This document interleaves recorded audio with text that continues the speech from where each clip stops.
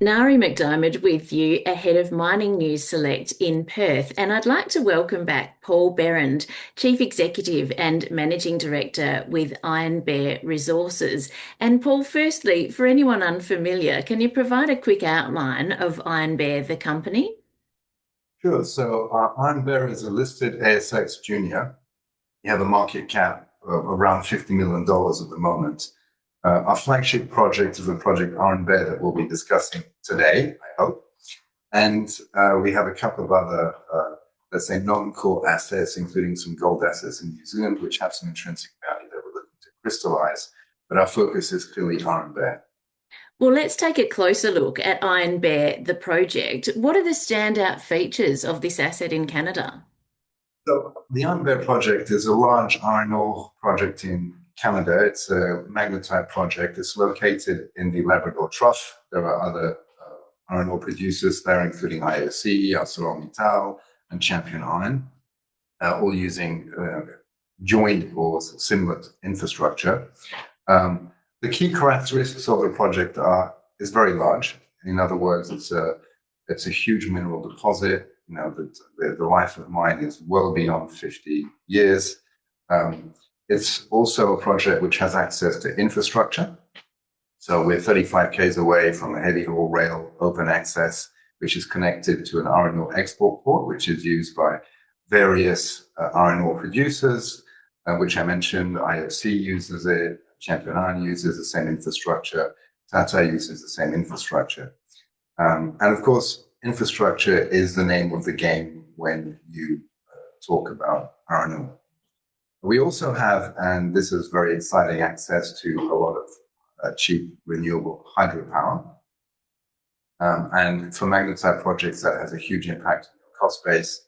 And also it ensures unbeatable green credentials in terms of your carbon footprint and pollution in general.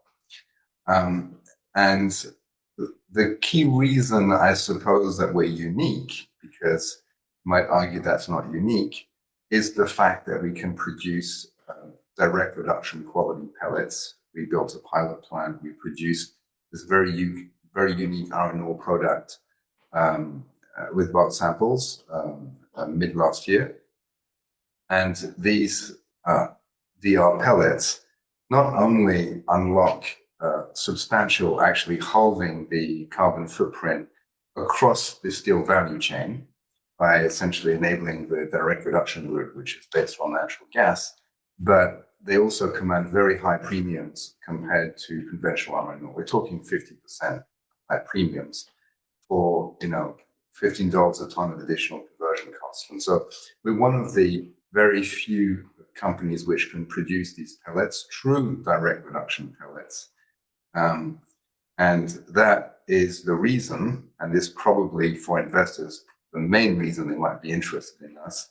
That is the reason that Vale signed with us a development agreement in February 2025, which essentially provides us with funding all the way to decision to mine. So Vale is going to provide us in two tranches, $138 million US, which is substantial, and all the technical and operational support required for a project like that, as well as the balance sheet, because these types of projects are very capital intensive. And so you don't have to believe what I say, but Vale obviously agrees with at least some of what I'm saying. So that's, I think, the Iron Bear project. Those are the key highlights. We're fully funded. That means limited or no dilution for shareholders linked to the project itself. An extraordinary asset in terms of its size, an extraordinary asset in terms of its asset to infrastructure, and an extraordinary asset in terms of the type of product that we can produce in a world where high-grade iron ore is depleting rapidly, right? So keep in mind that the direct reduction pellet market is anticipated by most analysts to increase by 50% over the next decade, and that's the lower end of expectations. Well, Paul, finally, what's your focus at Iron Bear as we approach mid-year? Well, it's pretty much driven by the development agreement that we have with Vale. So I mentioned that it's in two phases. The first phase of the development agreement is actually a de-risking phase. And so de-risking means confirming access to power, rail. There's been studies and announcements around these things, and other dimensions, including environmental, First Nations. And all of this then flows into a pre-feasibility study. That is, a linchpin for us because that's when we sort of become real.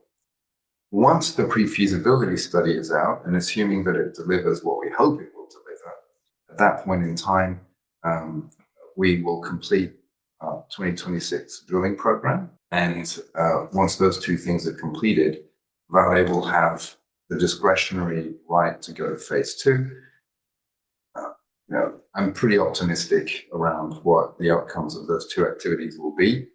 And so we should see us transitioning to phase two, which obviously would be huge.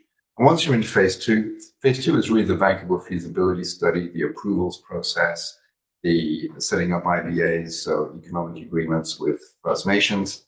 That part becomes, let's say, less risky, right? And again, I do want to encourage investors to think about the risks of a project like ours. They're real. The upside is very real. It's a trade-off, but that balance starts shifting towards more upside and less risk. Paul, plenty of news flow ahead. Thank you. And I look forward to seeing you at Mining News Select in Perth.